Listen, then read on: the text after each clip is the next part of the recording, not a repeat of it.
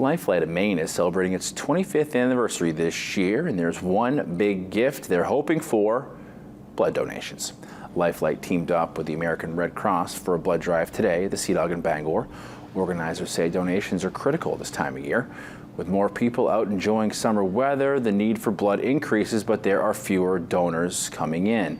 LifeFlight carries blood on every mission, and many times it's the only thing keeping a patient alive.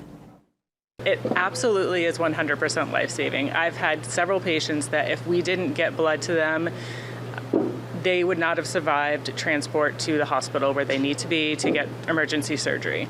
They absolutely would not have survived. We have several stories like that, and a lot of those patients will come to these drives and donate because they were saved from the blood transfusion. It's pretty impressive.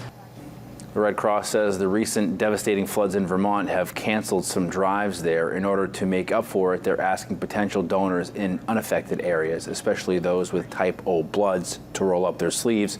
To schedule an appointment, visit redcrossblood.org.